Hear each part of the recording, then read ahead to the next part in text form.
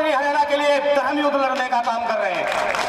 तो साथियों, मैं आमंत्रित करूंगा बेदाग छवि के नेता, ईमानदार नेता, हम सबकी आन बान शेर हरियाणा, केंद्रीय मंत्री राव इंद्रजीत सिंह जिंदाबाद।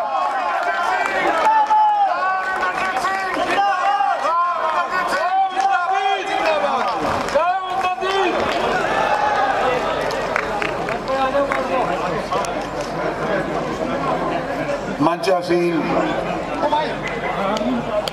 भूतपूर्व एमएलए साहिबा, मंचासीन चेयरमैन और एक्स चेयरमैन साहिबान, मंचासीन पार्षदगण, मंचासीन मेयर साहिबा, सम्मानित मंच, आज नौला गांव के अंदर आई हुई इलाके की सरदारी, इतनी भारी ठंड के अंदर आई हुई महिलाओं की तादाद, बुजुर्गों और दोस्तों, मैं आपका शुक्रिया अदा करना चाहता हूँ। मेहनत आपने करी और पगड़ी सर मेरे आपने भरी। धरने पे तो आप बैठे थे, और धरने पे अगर नहीं बैठे होते तो ये काम सिरे नहीं चलता। और जो 5 लोग अनशन के ऊपर बैठे, जवान लड़का कहता था कि मेरे को 5 किलो वजन घटाना पड़ा। अब वैसे जवानी के अंदर तो चर्बी चढ़ती नहीं है, जब आदमी 20 की उम्र का सा हो जाता है जब चर्बी चढ़नी शुरू होती है। तो जवान बच्चे की 5 किलो वजन घटना एक मायने रखता है। तो मैं उनको भी मुबारकबाद देना चाहता हूं कि तुमने अनशन पर बैठ करके गांव को प्रेरित किया, और गांव को प्रेरित करने ने महिलाओं की बराबर की जो तादाद थी, उन्होंने बाकी गांव के और सभी लोगों को प्रेरित किया, और तुम्हारी वजह से यहाँ के नेतागण सारे के सारे जोश में आए, और मेरे को भी आकर के लोगों ने प्रेरित किया। तो आज मैं ये मुबारकबाद और सर के ऊपर जो बांधी हुई इज्जत की पगड़ी है, अपने सर से उतार करके आप सब गांव वालों के सर के ऊपर रखना चाहता हूं। ये नौजवान, ये बुजुर्ग, ये महिलाएं, ये इलाका 5 साल पहले तकरीबन आप लोगों ने दोबारा से मुझे एमपी अपना नियुक्त किया। मोदी सरकार बनी, हरियाणा सरकार बनी। हालांकि हरियाणा सरकार में थोड़ा गठन करना पड़ा, जोड़ तोड़ करना पड़ा, लेकिन आप लोगों के सहयोग से हरियाणा के अंदर आज भी 5 साल भारतीय जनता पार्टी की सरकार चल रही है। और जब पिछली बार आप लोगों ने हमें नियुक्त किया, उसके तुरंत बाद आप याद करो कि कोविड का प्रकोप हमारे ऊपर, सबके ऊपर आकर के छा गया, और हम धन्यवाद भी नहीं कर पाए, ढंग से बाहर निकल भी नहीं पाए, एक दूसरे से बातचीत भी नहीं कर पाए। और जो भी बात हुई है, जो जवान लड़के तो समझते हैं कि वीडियो कॉन्फ्रेंसिंग के माध्यम से कैसे बात होती है, लेकिन मेरी उम्र वाले और मेरे साथी की उम्र वालों को, जिनको आंख से आंख मिला करके बात करने की आदत होती है, हम आंख से आंख ना मिला पाए और ना ही पत्रकारों से बात कर पाए। कोविड का दुख कई कुटुंबों को सहना पड़ा, कई लोगों के बीच के अंदर से लोगों की जान चली गई।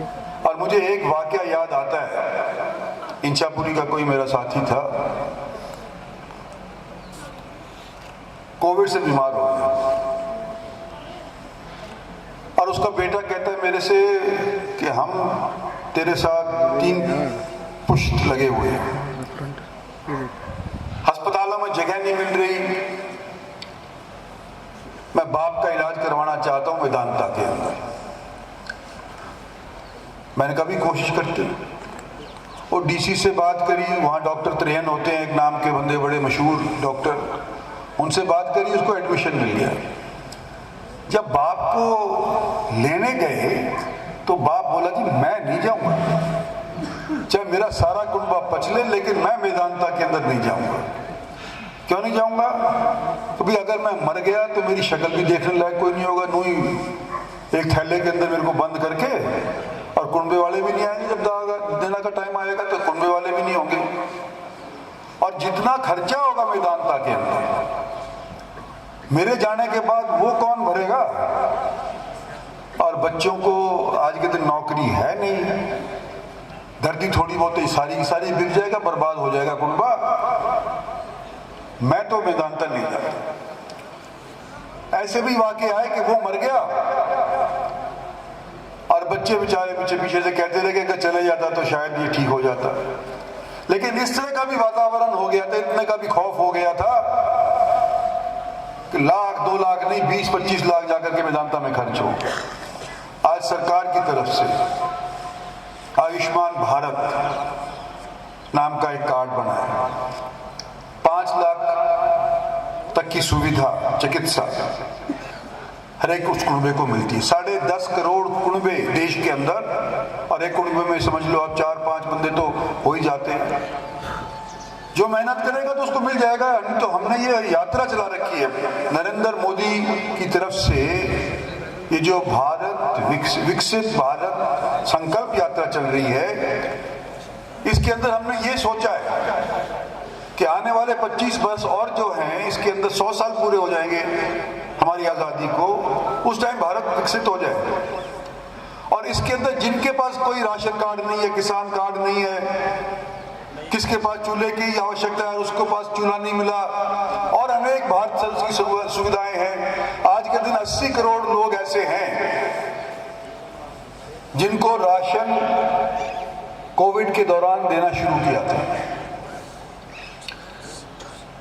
और अभी तक चल रहा है, और आगे 1 साल तक और चलेगा। ये भी कह दिया है कि अभी आने वाले समय के अंदर कोई भुखमरी से नहीं मरेगा।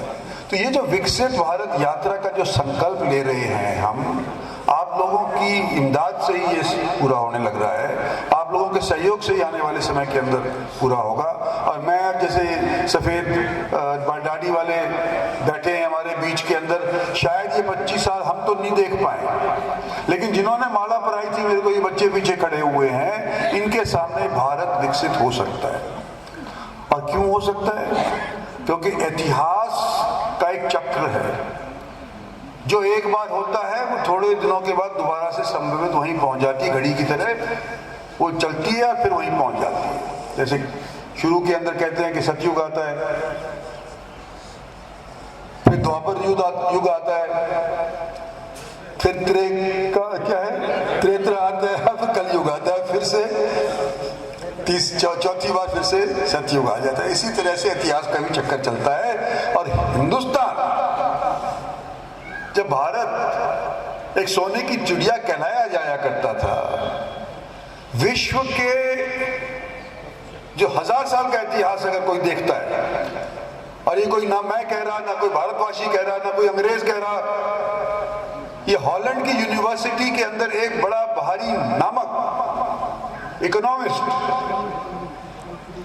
उसने ये बताया सिर्फ रिसर्च करने के बाद कि 1000 से लेकर के 2000 तक 17 तक, यानी कि 1000 साल, 7वीं शताब्दी से लेकर के जब तक अंग्रेज आया, कितने हो गए? 17वीं शताब्दी, 1000 साल तक भारत का विश्व के आर्थिक स्थिति के अंदर 24 से लेकर के और 27% हुआ करता था। 1000 साल। और जब अंग्रेज गया तो ये घट करके 3.5% रह गया। जब ये 1947 के अंदर अंग्रेज हमारा मुल्क छोड़ करके गया या हमने उसको छुड़वा दिया, तो सिर्फ 3.5% दुनिया की जो आर्थिक स्थिति है उसका हिस्सा रह गया। ये कहे यूं बता रहा हूं आपको कि जब 1000 बरस तक हम विकसित देश माने जाते थे, 27% तक हमारा हिस्सा विश्व की आर्थिक स्थिति में हुआ करता था, तो क्या हम आने वाले 25 साल के अंदर प्रयास करें, और जिस रफ्तार से हम बढ़ने लग रहे हैं, क्या हम दोबारा से विकसित नहीं हो जाएंगे? हो सकता है, मेरा मन कहता है। और जो पिछले 75 साल की जो रफ्तार हमारी चली है, ज्योमेट्रिकल प्रोग्रेशन के तौर पे बढ़ाई हुई है। कहा तो हम जब आजाद हुए थे तो कहते थे तो भिखमंगों का है, सपेरों का मुल्क है, ये कैसे चलेगा, इनकी आर्थिक स्थिति चरमराई हुई है, कैसे चलेगा। लेकिन आज के दिन जब कोविड के दौरान लोगों को तिराई तिराई हो रही थी सुए की, टीके की, तो ना केवल हमने अपने देश के लोगों को दिया, लेकिन बाहर के लोगों को, मुल्कों को भी हमने टीका मुहैया करवाया हमारी साख पर।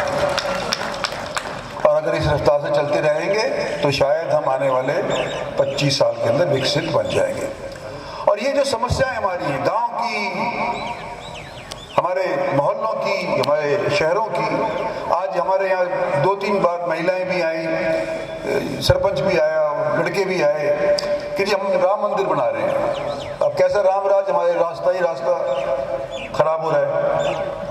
और एक बुजुर्ग महिला मेरे को अपने गोडे तक के पैर दिखाने लग रही थी कि देखो इस पानी में से चल करके मेरे फोड़े हो गए, मजबूरन चलना पड़ रहा है। तो ये इस तरह की समस्याएं हम हल करवाना चाहते हैं। आपके यहाँ मैं आया हूं तो आज मैं आपको यूं कहता हूं कि आपको इस रास्ते को जल्द से जल्द मैं बनवाऊंगा, पानी का जो समस्या है सारा। लेकिन ये और गांव में भी है। आज तो मैं आपके गांव में आ गया, आपको आश्वासन दे गया, मेरे साथ अफसर लोग आए हुए हैं, उनको मैं थोड़ा सा कहूंगा तो थोड़ा बहुत काम चल जाएगा। लेकिन और अनेक गांव जहां तक मैं नहीं पहुंच पाऊंगा, जो मेरे तक नहीं पहुंच पाएंगे, लेकिन उनको भी तो विकसित हमने करवाना है, उनके बच्चों को भी तो हमने नौकरी लगवाना है। हमारी माली हालत जब सुधरेगी नहीं, कैसे लगाएंगे सड़क पे पैसे, कैसे लगाएंगे बच्चों को नौकरी। आज के दिन गुड़गांव अकेला, हरियाणा के जितने भी जिले 22 के 22 हैं, उनमें से एक तरफ सारे 21 को छोड़ दो और बाकी 21 गुड़गांव का एक तरफ को ले लो, अकेला गुड़गांव से पैसा जाता है 70%। क्योंकि लोग यहाँ पर फैक्ट्री लगा रहे हैं, यहाँ पर रेजिडेंसेस बन रहे हैं। और उसी के मार्फत जो हरियाणा के अंदर आज के दिन ये है कि भाई एक जिले के अंदर अब जहाँ का चीफ मिनिस्टर होता है, उस जिले के अंदर ही केवल हम काम नहीं करेंगे, बराबर के तौर के ऊपर हम सब जिलों के अंदर काम करेंगे, सब बिरादरियों के लिए हम काम करेंगे। चल रहा है, लेकिन पैसा कौन भर रहा है? हाँ, गुड़गांव धरती किसकी जा रही है? आपके गांव की जाए। आने वाले समय के अंदर हमारी धरती जाए, हमारे को उसका पूरा फायदा ना मिले, ये भी आपत्तिजनक बात तो हो ही जाएगी ना।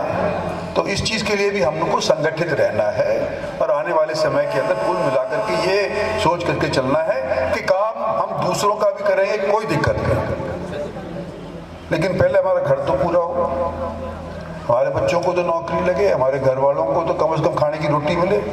तो इस तरह का जो वातावरण आज के दिन हम फैलाने का कोशिश कर रहे हैं, हम सोचते हैं कि पहले आने वाले समय के अंदर हमारे यहाँ पर भी हो, और चाहे वो देहात में बसने वाला बंदा हो, चाहे वो शहर के अंदर हो, मर्द हो, वीर हो, सबके लिए ये सरकार प्रयासरत है। और हम खुशकिस्मत हैं कि नरेंद्र भाई मोदी जैसा प्रधानमंत्री हमारे को मिला है, जो कि आगे की सोच रखता है।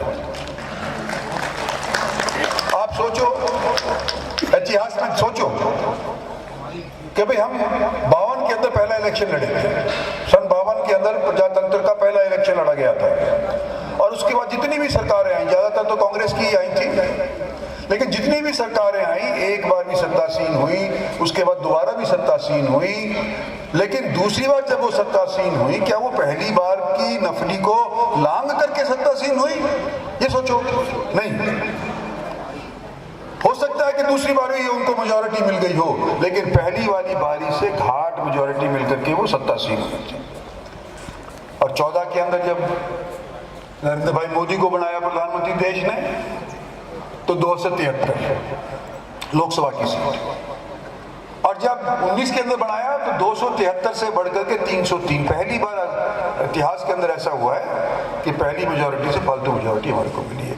और अब लक्ष्य रखा हुआ है, पार्टी तो लक्ष्य रख देती है तो पूरा तो हमने और आपने करना पड़ेगा, क्योंकि वोट तो आपके हाथ में, हमारे हाथ में है। तो अब क्यों लक्ष्य रखा हुआ है कि 350 सीट, ना 350।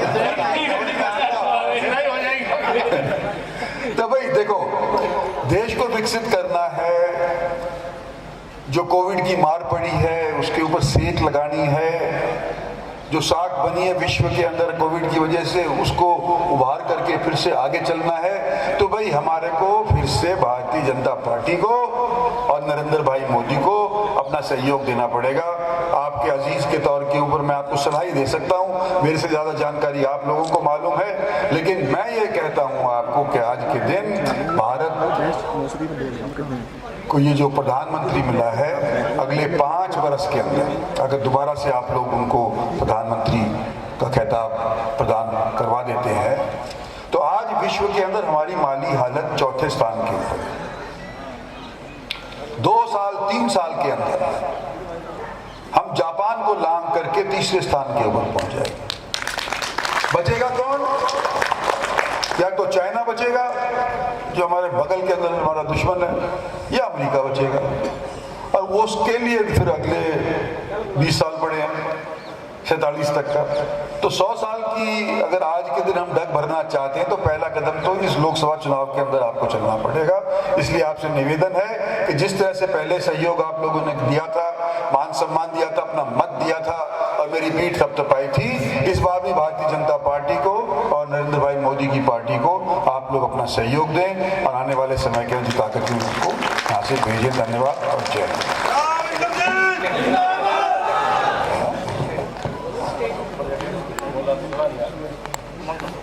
का एक नीति है, हरेक हरियाणा सरकार की तरफ से कि हरेक 10 किलोमीटर के दायरे के अंदर एक स्टेडियम हो। अब आपके 10 किलोमीटर के दायरे में स्टेडियम है या नहीं है मुझे नहीं है, तो नीति के अंदर आ जाता है। तो फिर बच्चों आपका स्टेडियम बनाएंगे, आपका प्रपोजल हम करवाएंगे, ठीक है? नहीं है ना आपके, तो हम बनवाएंगे फिर। अच्छा, एक तो चलो ठीक है, हम बस स्टेडियम बनवा देंगे, लेकिन इसके अंदर ऐसा ना हो खाली पड़ा रहा। मैं खिलाड़ी आदमी हूँ, हाँ, मतलब उसको उस स्टेडियम के अंदर सुबह से लेकर के और शाम तक कोई ना कोई व्यायाम होता ही रहना चाहिए। चाहे क्रिकेट खेलो, चाहे हॉकी खेलो, और चाहे वर्जिश करो, कुछ भी करो, करवाएंगे फिर आपको। धन्यवाद, जय हिंद।